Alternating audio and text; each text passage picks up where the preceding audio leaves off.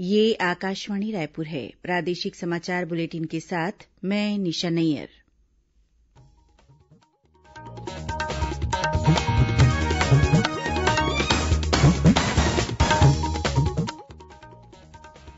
अब पेश है आज के मुख्य समाचार। प्रधानमंत्री नरेंद्र मोदी ने युवाओं से नवाचार को बढ़ावा देने की अपील की। कहा, कोरोना काल के बाद विश्व में प्रौद्योगिकी महत्वपूर्ण भूमिका निभाएगी। स्वास्थ्य मंत्री टीएस सिंहदेव ने आज प्रदेश के 3 शहरों में 5 प्राथमिक स्वास्थ्य केंद्रों का डिजिटल शुभारंभ किया। प्रदेश में फसलों की कटाई के बाद बचे अवशेषों को जलाने पर प्रतिबंध लगा दिया गया है। और मुख्यमंत्री की मासिक रेडियो वार्ता लोकवाणी की 12वीं कड़ी का प्रसारण कल सुबह 10:30 बजे किया जाएगा।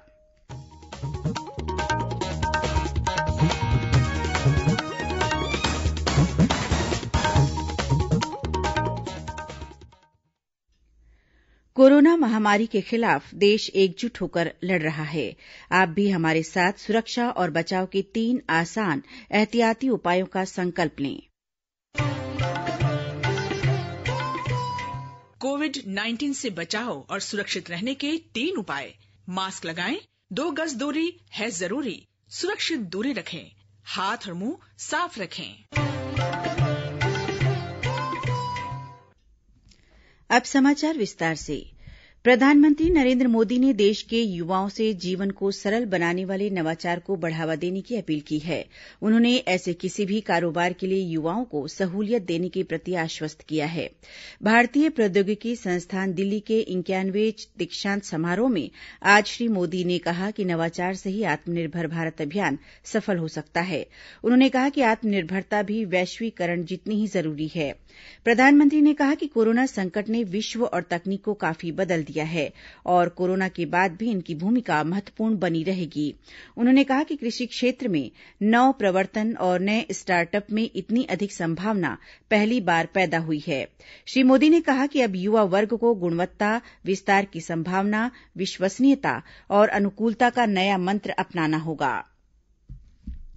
स्वास्थ्य मंत्री टीएस सिंहदेव ने आज प्रदेश के 3 शहरों में 5 प्राथमिक स्वास्थ्य केंद्रों का डिजिटल शुभारंभ किया। इनमें रायगढ़ और जगदलपुर के 2 तथा भाटापारा का 1 शहरी प्राथमिक स्वास्थ्य केंद्र शामिल है। स्वास्थ्य मंत्री ने वीडियो कॉन्फ्रेंसिंग के जरिये बलौदाबाजार में 6 नए स्वास्थ्य सुविधा केंद्रों की भी शुरूआत की। इसके अलावा रायपुर के 3 शहरी प्राथमिक स्वास्थ्य केंद्रों भनपुरी, राजातालाब और भाटागांव के हमर अस्पताल के रूप में उन्नयन के बाद नई सुविधाओं की शुरूआत की गई। इस मौके पर स्वास्थ्य मंत्री ने कहा कि नए स्वास्थ्य केंद्रों से स्थानीय स्तर पर करीब 7 लाख की आबादी को स्वास्थ्य सुविधाएं मिलेंगी।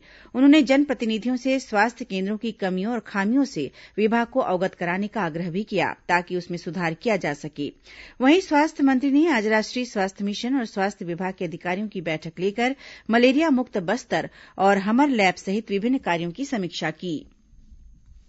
मुख्यमंत्री भूपेश बघेल ने पाटन क्षेत्र के सेलूद में मिनी स्टेडियम सहित अन्य गांवों में विभिन्न विकास कार्यों का लोकार्पण और भूमि पूजन किया।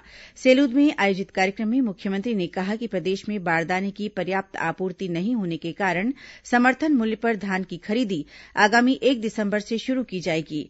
उन्होंने कहा कि कोरोना काल में किसानों के हित में कई फैसले लिए गए हैं। मुख्यमंत्री ने पाटन विकासखंड के ग्राम पतोरा के गौठान का भी निरीक्षण किया। इस मौके पर उन्होंने सभी गौठानों में शेड निर्माण की घोषणा के साथ ही बिहान बाजार के बुकलेट का लोकार्पण भी किया।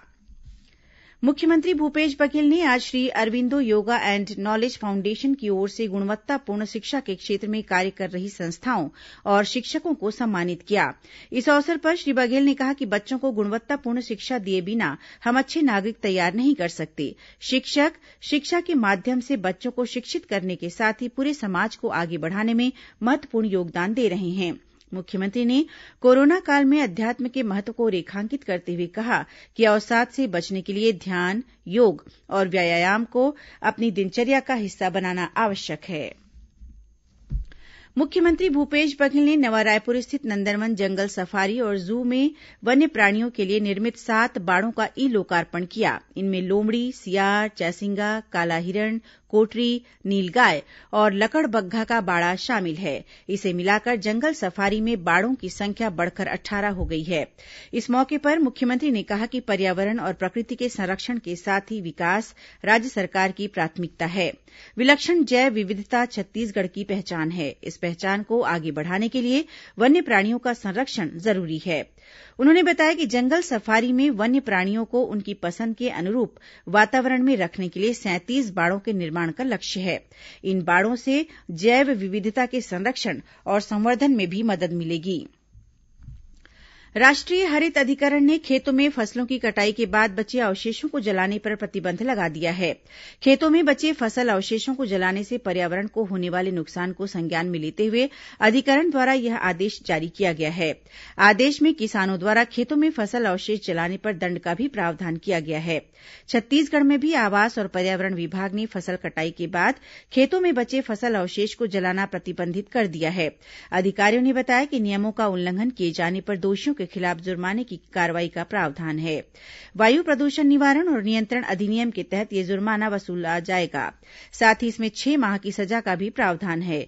अधिनियम का कड़ाई से पालन सुनिश्चित कराने के लिए कृषि विभाग के मैदानी अमलों के माध्यम से किसानों को फसल अवशेष को न जलाने, इसका उपयोग पशु चारे के रूप में करने तथा कंपोस्ट बनाने की समझाइश दी जा रही है। इसके अलावा फसल अवशेष प्रबंधन के लिए व्यापक प्रचार प्रसार करने के साथ ही किसानों से धान के पैरा को गौठानों में दान करने की अपील भी की जा रही है। खबरों का सिलसिला जारी रहेगा। अभी वक्त है एक छोटे से विराम का।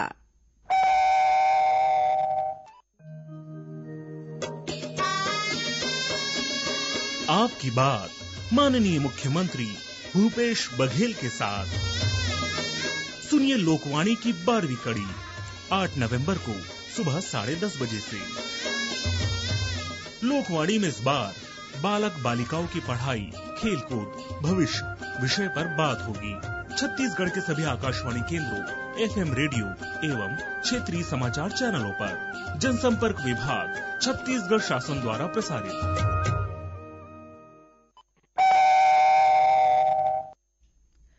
प्रादेशिक समाचार आप आकाशवाणी रायपुर से सुन रहे हैं और अब आगे बढ़ते हैं बाकी के समाचारों की ओर। प्रदेश के स्वास्थ्य मंत्री टीएस सिंहदेव ने केंद्रीय स्वास्थ्य मंत्री डॉक्टर हर्षवर्धन से छत्तीसगढ़ के लिए पर्याप्त मात्रा में कोरोना के टीके उपलब्ध कराने का आग्रह किया है। उन्होंने आश्वस्त किया है कि प्रदेश में टीके के भंडारण, संधारण और वितरण की समुचित व्यवस्था है। केंद्रीय स्वास्थ्य मंत्री द्वारा वीडियो कॉन्फ्रेंसिंग के जरिए प्रदेश में कोरोना संक्रमण से निपटने की व्यवस्थाओं की समीक्षा के दौरान श्री सिंहदेव ने यह आग्रह किया। उन्होंने बताया कि राज्य में अभी रोजाना 22 से 25 हजार सैंपलों की जांच हो रही है। बैठक में केंद्रीय स्वास्थ्य मंत्री ने कोरोना की रोकथाम के लिए राज्य शासन द्वारा की गई व्यवस्थाओं और उपायों की विस्तृत समीक्षा करते हुए कहा कि आगामी कुछ महीने कोरोना संक्रमण की दृष्टि से काफी महत्वपूर्ण है। सर्दी के मौसम और लगातार त्योहारों के कारण कोरोना संक्रमण की बढ़ने की संभावना है। इसीलिए सचेत रहते हुए कोविड अनुकूल व्यवहारों को गंभीरता से अपनाना जरूरी है। नीति आयोग के मुख्य कार्यपालन अधिकारी अमिताभ कांत ने वीडियो कॉन्फ्रेंसिंग के जरिए प्रदेश के कोरबा सहित 10 आकांक्षी जिलों में निर्धारित किए गए सूचकांकों पर केंद्र सरकार की योजनाओं और विकास कार्यों की समीक्षा की। बैठक में सीईओ ने कोरोना संक्रमण के कारण आकांक्षी जिलों में जनहितकारी योजनाओं के क्रियान्वयन की धीमी गति पर चिंता जाहिर करते हुए इन कार्यों में तेजी लाने के निर्देश अधिकारियों को दिए। राज्य सरकार ने कोरोना संक्रमण के मद्देनजर बंद सिनेमाघरों और मल्टीप्लेक्स के संचालन को लेकर नए निर्देश जारी किए गए हैं। पूर्व में जारी निर्देश में कुछ संशय की स्थिति थी, जिसके बाद वाणिज्यिक कर विभाग द्वारा सभी संभागीय कमिश्नरों और जिला कलेक्टरों को पत्र लिखा गया है। इसमें सिनेमाघरों और मल्टीप्लेक्स के संचालन की जानकारी देते हुए मानक संचालन प्रक्रिया, एसओपी और निर्देशों का कड़ाई से पालन सुनिश्चित करने के लिए कहा गया है। जिला शिक्षा कार्यालय दुर्ग द्वारा कोरोना संक्रमण से सुरक्षा के लिए अपेक्षित व्यवहार परिवर्तन विषय पर वेबिनार के माध्यम से एक परिचर्चा का आयोजन किया गया। वेबिनार में मुख्य वक्ता के रूप में दुर्ग जिले में होम आइसोलेशन कंट्रोल रूम की मेडिकल प्रभारी डॉक्टर रश्मि भूरी ने बताया कि ठंड के दिनों में अपनी सेहत का खास ख्याल रखना जरूरी है। फिलहाल कोरोना संक्रमण का खतरा टला नहीं है। इस बीच दुर्ग जिले की समाजसेवी नीतू श्रीवास्तव ने लोगों से कोरोना से बचाव के लिए आवश्यक सावधानी बरतने की अपील की है। कोविड-19 के इस पीरियड में जो पूरे वर्ल्ड की हालत है उसको देखते हुए हम सभी को जागरूक होना बहुत जरूरी है। दूसरों की सुरक्षा के साथ साथ हमें अपनी सुरक्षा स्वयं भी करनी है और इसी के चलते मैं आप सबसे कहना चाहूंगी, सोशल डिस्टेंसिंग का पालन करें, मास्क का उपयोग रोजमर्रा की जिंदगी में करें, सैनिटाइजर का उपयोग करें और अगर सैनिटाइजर आपके पास नहीं है तो साबुन का उपयोग भी आप कर सकते हैं। और कहीं न कहीं हमें कोरोना से लड़ना है, डरना नहीं है और जितना जल्दी हो सके हमें इससे मुक्ति पानी है। इसलिए आप इससे डरे नहीं, लड़ें, स्वस्थ रहें, मस्त रहें। धन्यवाद। मुख्यमंत्री भूपेश बघेल की मासिक रेडियोवार्ता लोकवाणी की 12वीं कड़ी का प्रसारण कल 8 नवंबर को होगा। मुख्यमंत्री लोकवाणी में इस बार बालक बालिकाओं की पढ़ाई, खेलकूद और भविष्य इस विषय पर प्रदेशवासियों से बातचीत करेंगे। इस कार्यक्रम का प्रसारण छत्तीसगढ़ स्थित आकाशवाणी के सभी केन्द्रों और एफएम रेडियो के अलावा क्षेत्रीय समाचार चैनलों से सुबह 10:30 बजे से 11 बजे तक किया जाएगा। पंचायत और ग्रामीण विकास मंत्री टीएस सिंहदेव कल रात 7:30 बजे आकाशवाणी रायपुर से प्रसारित विशेष कार्यक्रम हमर ग्राम सभा में राज्य शासन की नीतियों, योजनाओं और कार्यक्रमों के बारे में जानकारी देंगे। इस कार्यक्रम को मीडियम वेव 981 किलोहर्ट्ज पर सुना जा सकता है। इस कार्यक्रम को प्रदेश स्थित आकाशवाणी के सभी केन्द्र एक साथ रिले करेंगे। अखिल भारतीय सैनिक स्कूल प्रवेश परीक्षा का आयोजन अगले वर्ष 10 जनवरी को किया जाएगा। यह परीक्षा 23 राज्यों और एक केन्द्र शासित प्रदेश में 33 सैनिक स्कूलों में 6वीं और 9वीं कक्षा में प्रवेश के लिए आयोजित होगी। दाखिले के लिए ऑनलाइन आवेदन प्रक्रिया 20 अक्टूबर से शुरू हो गई है और इस महीने की 19 तारीख तक चलेगी। ऑनलाइन आवेदन के लिए अभ्यर्थियों को वेबसाइट पर पंजीकरण कराना पड़ता है। वहीं केंद्रीय शिक्षक पात्रता परीक्षा सीटीईटी 31 जनवरी को आयोजित की जाएगी। कोरोना संक्रमण को देखते हुए परीक्षा केन्द्र बदलने की सुविधा परीक्षार्थियों को दी गई है।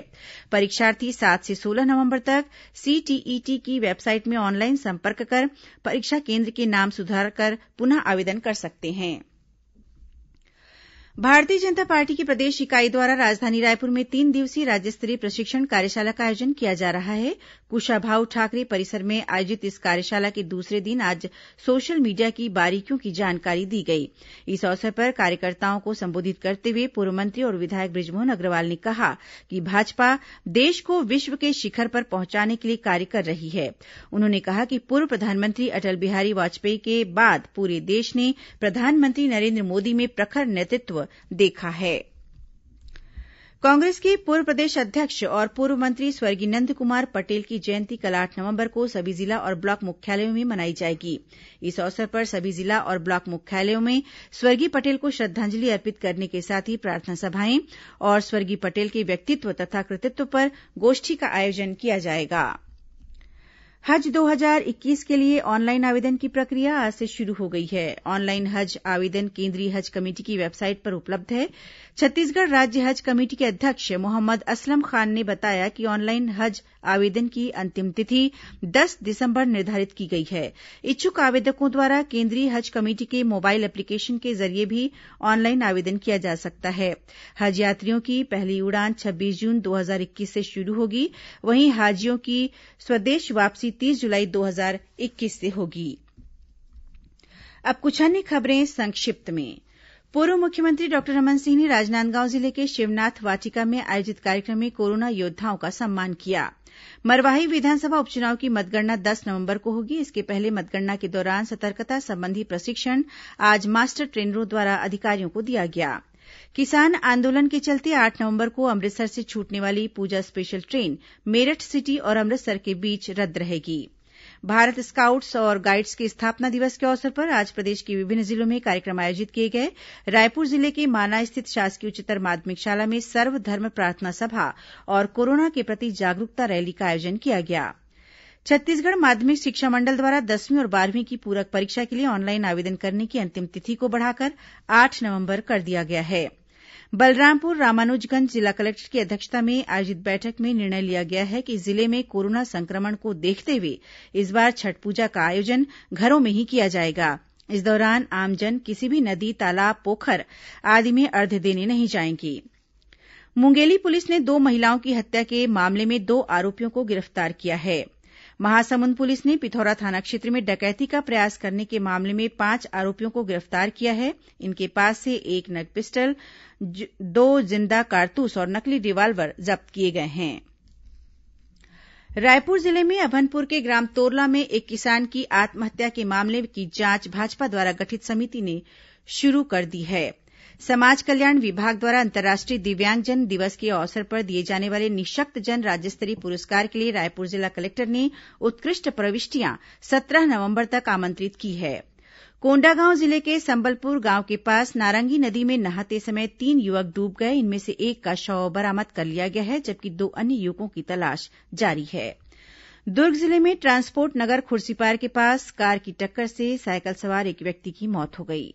बिलासपुर में खाद्य विभाग की टीम ने 4 दुकानों में छापामार कार्रवाई कर मिठाइयों की गुणवत्ता की जांच के लिए सैंपल लिए। जांच में मिठाइयों की गुणवत्ता सही नहीं पाए जाने पर संबंधित दुकान संचालकों के खिलाफ कार्रवाई की जाएगी। महासमुंद जिले में बसना पुलिस ने 50 किलो गांजा के साथ 2 आरोपियों को गिरफ्तार किया है। जब्त गांजे की कीमत लगभग 5 लाख रुपए बताई गई है। राजनांदगांव जिले में पुलिस ने शराब की अवैध बिक्री के मामले में कार्रवाई करते हुए 10 आरोपियों को गिरफ्तार किया है। और जांजगीर और नैला की 3 दुकानों में प्रशासन की टीम ने छापामार कार्रवाई करते हुए लाखों रुपए का पटाखा जब्त किया है। अंत में मुख्य समाचार एक बार फिर। प्रधानमंत्री नरेंद्र मोदी ने युवाओं से नवाचार को बढ़ावा देने की अपील की। कहा, कोरोना काल के बाद विश्व में प्रौद्योगिकी महत्वपूर्ण भूमिका निभाएगी। स्वास्थ्य मंत्री टीएस सिंहदेव ने आज प्रदेश के 3 शहरों में 5 प्राथमिक स्वास्थ्य केंद्रों का डिजिटल शुभारंभ किया। प्रदेश में फसलों की कटाई के बाद बचे अवशेषों को जलाने पर प्रतिबंध लगा दिया गया है। और मुख्यमंत्री की मासिक रेडियो वार्ता लोकवाणी की 12वीं कड़ी का प्रसारण कल सुबह 10:30 बजे किया जाएगा। इसी के साथ प्रादेशिक समाचार बुलेटिन समाप्त हुआ। नमस्कार।